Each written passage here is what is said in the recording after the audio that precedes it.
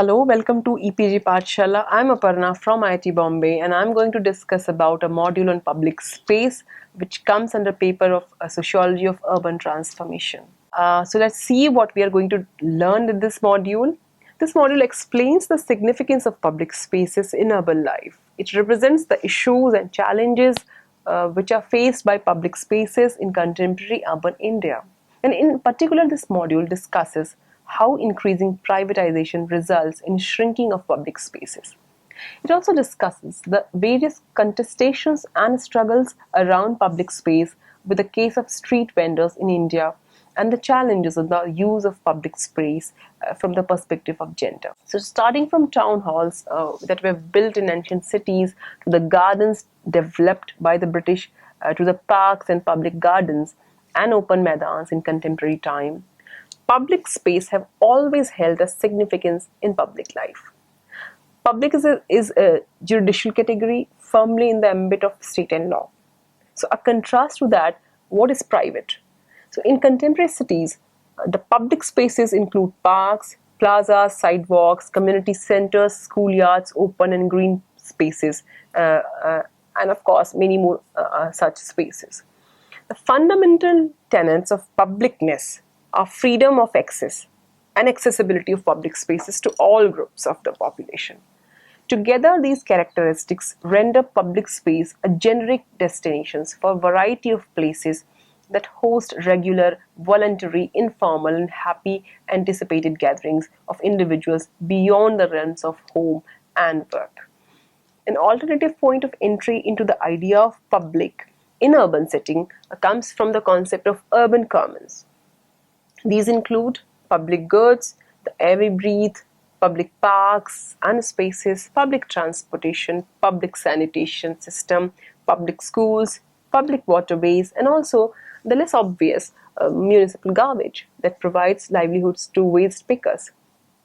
And also wetlands, water bodies, and riverbeds that sustain fishing communities and washerwomen. So streets as arteries of movement, but also as places where people work, live, love, dream, and voice dissent.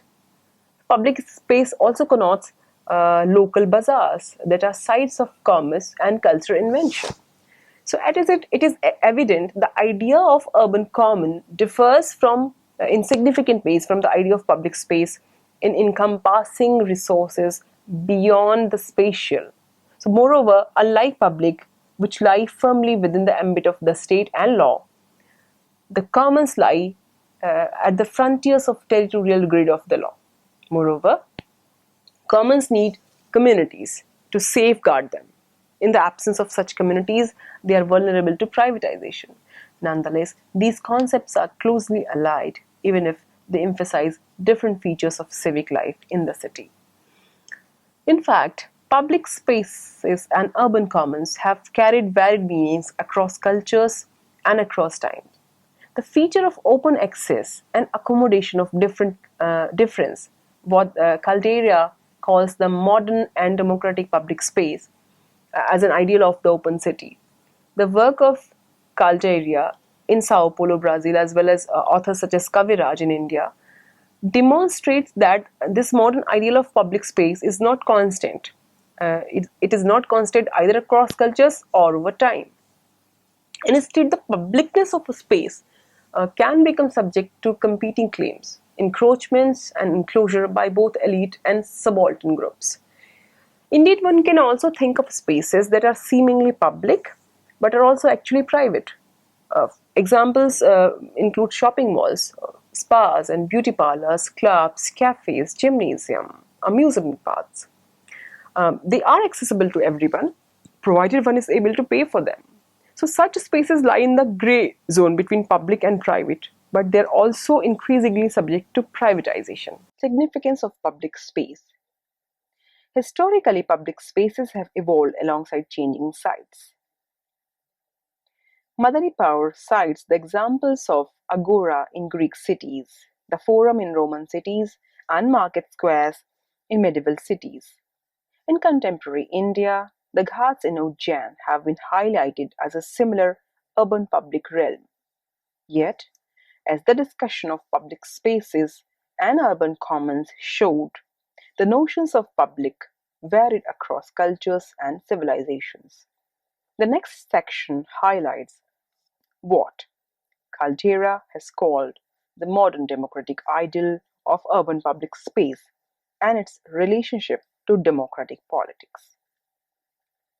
So, what is the modern ideal of public space? According to Caldera, openness, accommodation of difference, and equality are some of the hallmarks of modern and democratic urban public space. Madani Power takes a more functional angle to argue that such spaces should be accessible places developed through inclusive processes. A key outcome of these features is that allows different social groups to come into contact in public space even when residential patterns remain segregated. In broad terms, space can be differentiated as public and private based on the criteria of accessibility. In other words, public spaces are inclusive because they are accessible to the general public. For instance, public transport, public gardens and parks, streets, walkways, sidewalks, footpaths are public spaces. In contrast, private spaces are exclusive as their accessibility is limited by factors like ownership, use, and ability to pay. For instance, private residences, resorts, and hotels.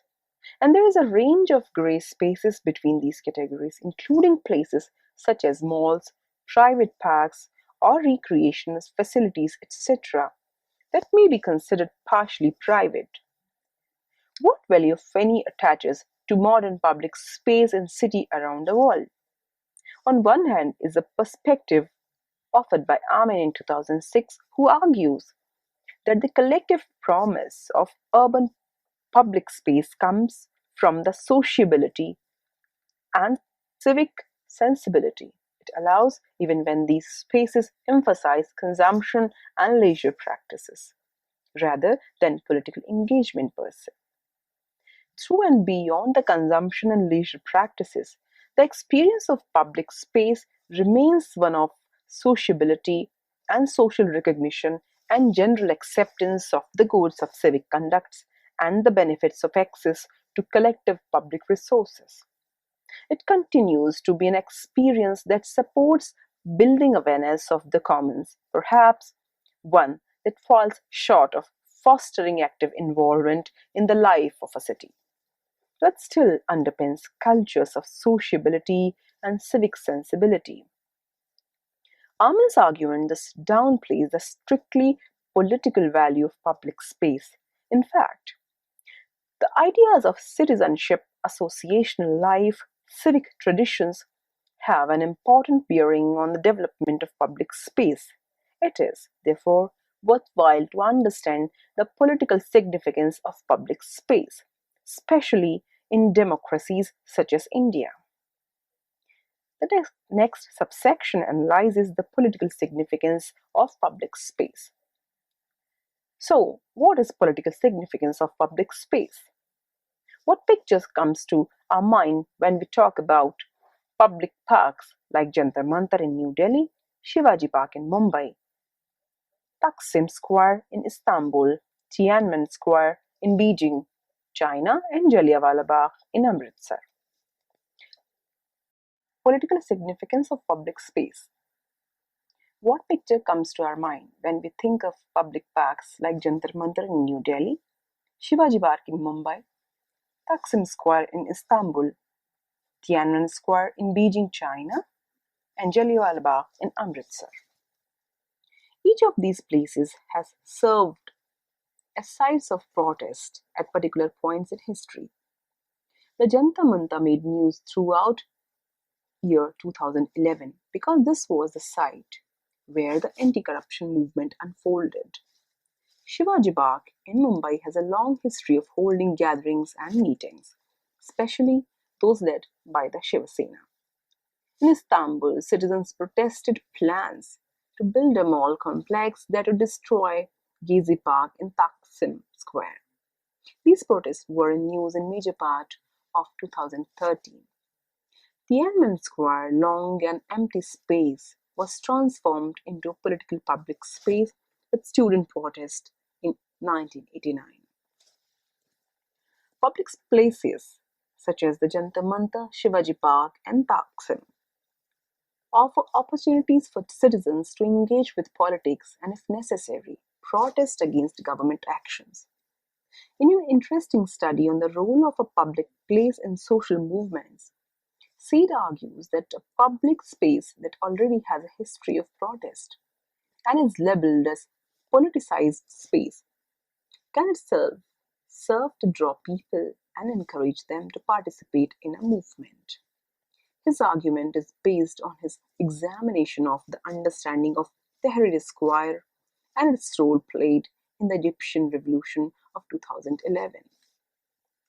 Authors have often argued that public spaces are vital for democratic expression besides their recreational value. They cite the example of Mumbai, which was once famous for its working class militancy, demonstrations, and highly disciplined marches and strikes. But these are increasingly being curbed by government repression coupled with vanishing public spaces. The demonstrators are now confined to Azad Maidan, a colonial era ground, and their isolation is enhanced by a humiliating barbed wire fence. The modern ideal of public space may not be the only model of public space, but it provides a powerful link to political expression. The discussion suggests that any attempt to limit the use of public spaces or privatize public spaces can affect space for citizens' dissent in the long run. Thus, the meaningful challenges of conversation of public spaces can be said to be connected to larger questions of protections or of citizens' rights, crucial for a functioning democracy like India.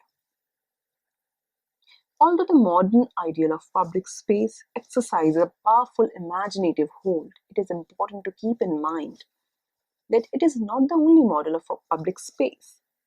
Vernacular Indian concepts of public space differed substantially from this modern ideal. Let's talk about public and public spaces in India. Drawing on evidence from Calcutta, Sudipta Kaviraj has argued that in pre-colonial Indian cities, public spaces were uncared for outside spaces from which propertied citizens and state actors remained disengaged. The street was the outside, the space for which one did not have responsibility or which was not one's own, and it therefore lacked any association with obligation because it did not symbolize any significant principle, did not express any values.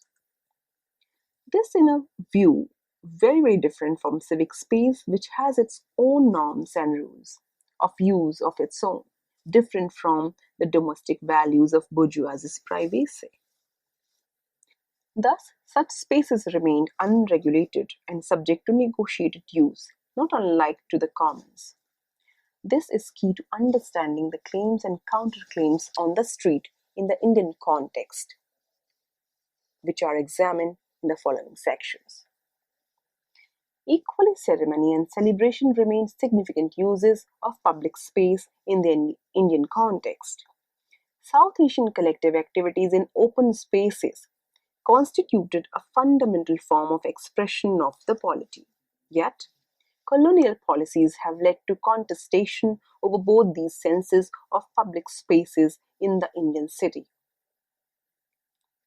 Citing Fateh Vanka notes that the colonists sought to depoliticize public spaces by categorizing public celebrations of religious occasions as private events. Furthermore, while the pre-colonial notion of public as not private or valueless rendered such spaces open to a multiplicity of claims which colonial policies increasingly regulated and restricted both for users and users. For example, We might have heard from elders that certain spaces such as theaters and public grounds were restricted for general public. Similarly, the Mall Road in Missouri had restrictions for Indian public. Though it has different rhetoric, but such regulation has continued to intensify in post-colonial India on grounds of aesthetic and safety by middle-class claimants. At the same time, older conceptions of public space have allowed the poor to make claims on it. Kaviraj captures the plebeianization of public space by distinguishing public from the vernacular public space, that is, not owned by individual property owners. That became subject to livelihood and squatting claims by the poor. Institutions like the government or municipal authorities have been more hospitable or less hostile to such claims on public space, though that is not always the case, as a number of highly publicized eviction drives in recent years have shown. These various conceptions of public space come face to face in the struggles of street vendors discussed in the following section. Privatization and shrinking of public spaces in India. The boundaries of public and private are not fixed, but get redefined and restructured over time. This restructuring of spaces is informed by a number of sociological, economic, and political factors. For instance, Madani Power contends that with the ascendance of free market political paradigms in the West, public and private organizations and their associated professionals had lost interest in the public space, seeing it as irrelevant or expensive, or were encroaching upon it for private gains. Thus, privatized public spaces are an increasingly prominent feature of cities across the world. One mechanism for such privatization is the mushrooming of gated communities across cities in the global south, including India. The neoliberal city of gated communities and neighborhood enclosures, golf courses, newly laid residential enclaves, tall roads, flyovers, and bridges for the easy flow of traffic that are mostly private vehicles are also witness to the increasing privatization of urban spaces. Various studies have shown how development of gated communities imposes limitations on public access and accessibility of streets, walkways, and such other public spaces. Caldera calls this a process of implosion of public space. As the rich retreat into their gated communities, public spaces lose social diversity. Encounters across social class barriers become less and less likely. In Sao Paulo, which Caldeira calls a city of walls, processes of gating have been caused and reinforced by widespread fear of crime, which has physically transformed public spaces by the presence of high barriers, armed security guards, and restricted access to streets. Similarly, in democratic South Africa, contemporary urban settlement planning epitomizes the gated community phenomenon, which includes security villages and enclosed neighborhoods.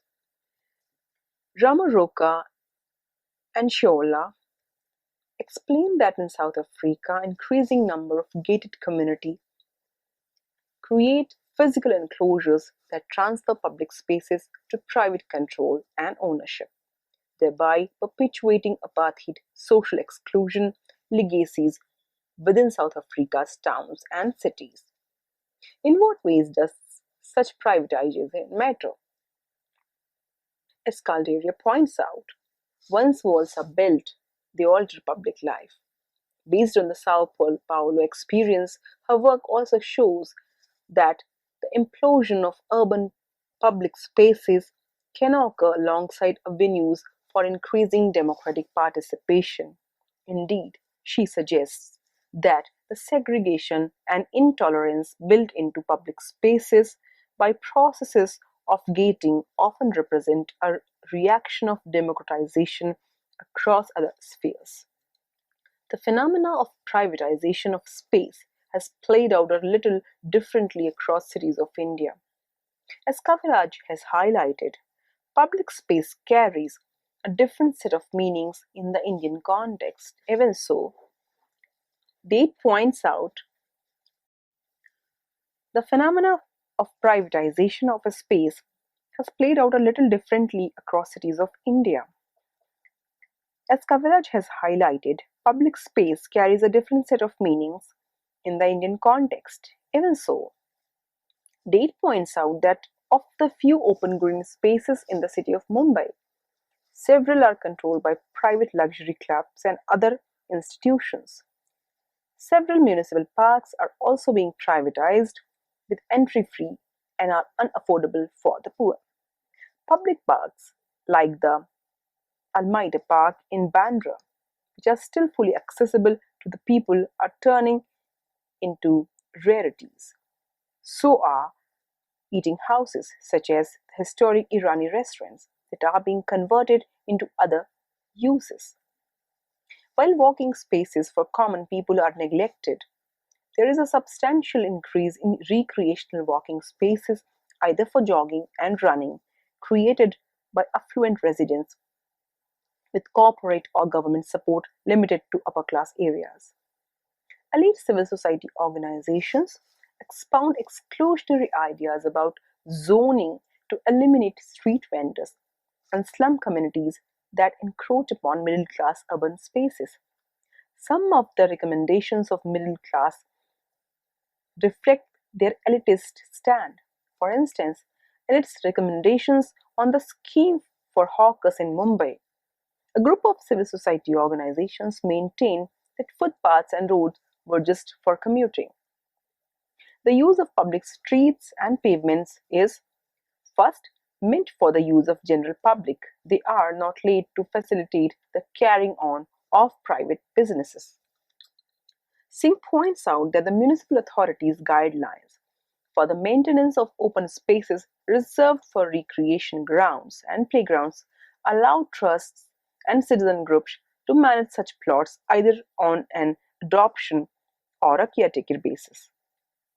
Resident welfare associations that have adopted public gardens from the municipal authority for maintenance invariably bar neighborhood slum residents from entry into the space on the pretext of maintaining cleanliness.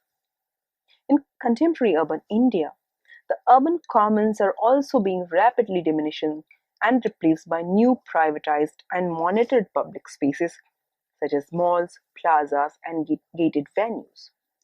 It is evident that privatization of public space in India in particular have differential impacts on different classes and groups of people, and it serves to undercut the poor's right to the city.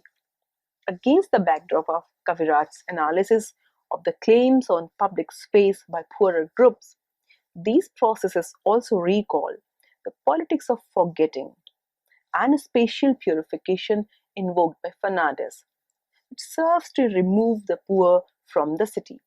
The hawker minac targeted by middle class associations are seen as a threat to a wide array of bourgeoisie's interests, including inconvenience, sanitation, fears of social disorder, and the threat of declining real estate prices for residential areas market for relocating hawkers.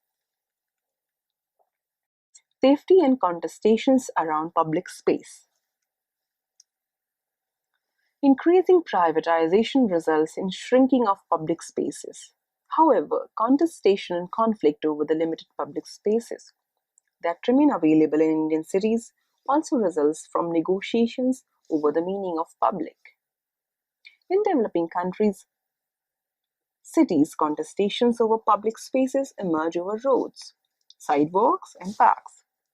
The struggle of street vendors is a useful case to understand such conflict.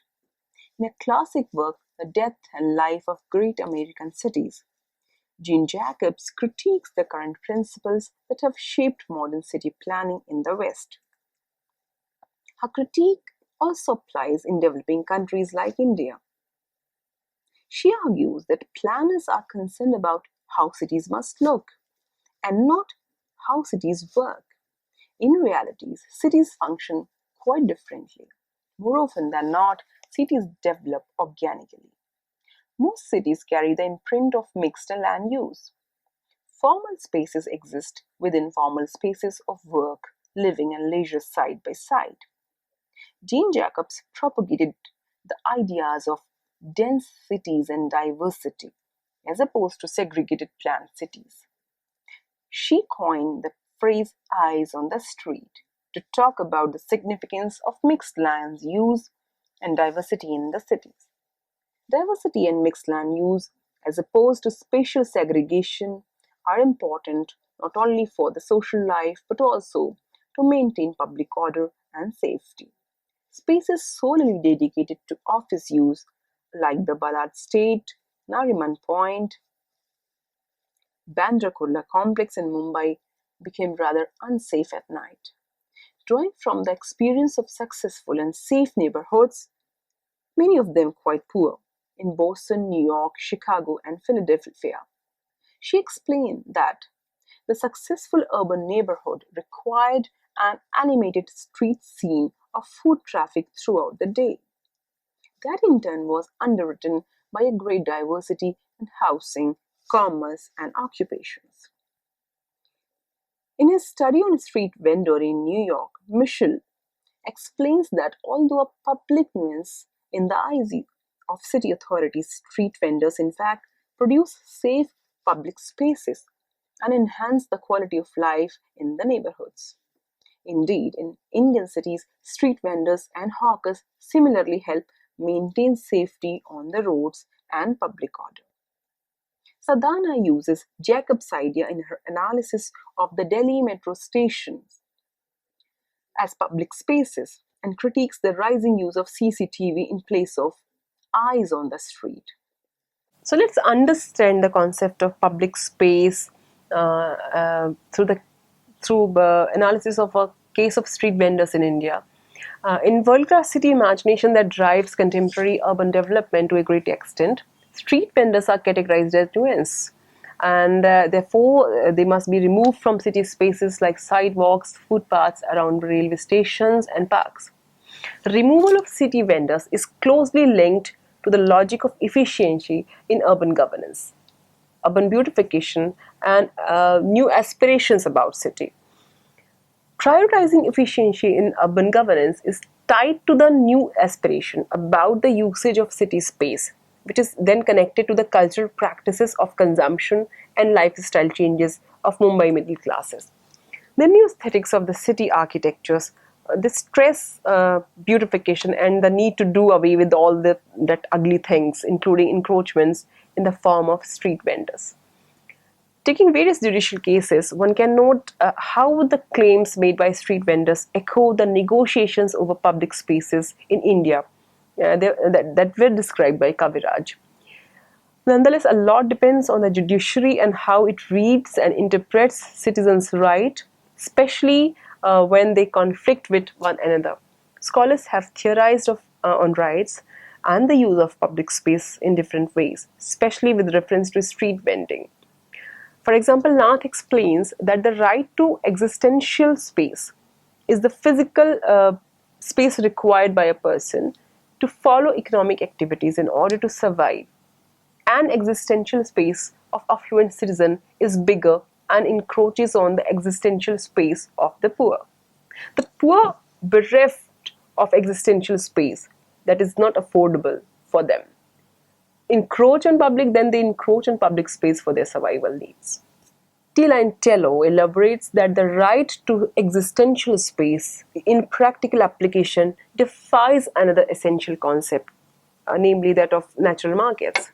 The right to existential space implements through space allocation, choosing a space that offers least competition with other functions or activities. Therefore, it avoids conflict of interest. Yet, natural markets are usually in places with multiple functions and external competitions, so a conflict of interest is inevitable. Gender and public space. The public versus private also has a gender dimension. Inner spaces in residential structures, referred to as antamahal, are private, usually occupied by women. In contrast, the spaces on the outside, like the living room and courtyard, connecting the residential structure with the outside world, are more public, open to outsiders, and usually occupied by men. Antamahal or ladies' quarters that we find in residential units since the pre-colonial time have been beautifully depicted in films like Ghare Baire by Satyajit Ray. This film is particularly interesting as the Lady of Houses creates a revolution when she first steps out of the private women quarters to the living room labeled as public. That created a stir, as women's mobility during those times was strictly limited to the private quarters.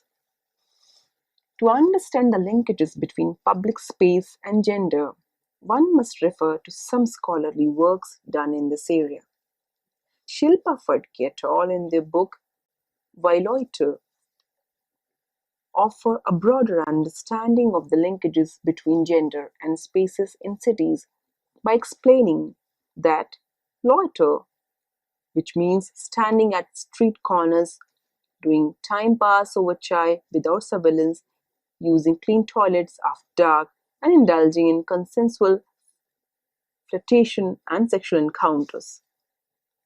They actually has the potential to change the terms of negotiation in city public spaces and creating the possibility of a radically altered city, not just for women, for everyone. They argue that the political project of making public spaces habitable for women is not enough. Women should have the right to loiter, have fun, and seek pleasure without being at risk. Why should boys have all the fun? Is a statement that indicates towards the Phadke et al. Argument. Therefore, they shift the debate from the politics of safety to the politics of pleasure by adding another dimension in the gender and public space debate. Urban design, city planning, and infrastructure, especially public places like public toilets and public transport, tend to restrict women's access to public spaces. Take the case of public toilets. Women's access to public toilets in cities is abysmally low.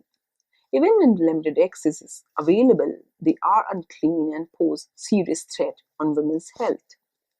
Public toilets also pose security and safety challenges and also carry the threat of sexual violence.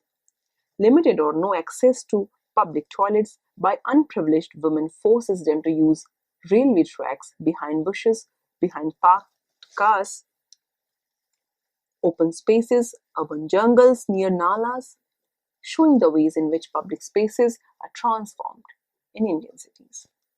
So let's summarize what we have learned in this module. This module has introduced the concept of public spaces and the many meaning it carries in different cultures and scholarly interpretations. It has also discussed the significance of public space in urban life and its potential significance. The various challenges around public places in contemporary urban contexts were discussed in this module, with special reference to the rise of privatized gated communities and other privatized public spaces like shopping malls that result in the shrinking of public spaces. Increased privatization in turn is related to new modes of city planning, which is driven by private capital and aspiration of world-class cities. So this mode of city development invariably leads to greater struggles and more contestations among citizens. This contestation, especially in relation to public spaces, is brought out with the case of street vendors in India. The importance of dense cities and diversity are brought out, especially with reference to the presence of street vendors in cities in the discussions on the importance of public space, public order, and safety in cities. The judiciary, academic, civil society groups, and street vendors associations have interpreted the issues of citizens' rights in varied ways according to their need. And the ensuing discourse has further complicated the questions related to the use of public space, rights, and attendant contestations. So, the discussion on gender in relation to public space also becomes significant because it brings out challenges that women face in the access and use of public space on an everyday basis.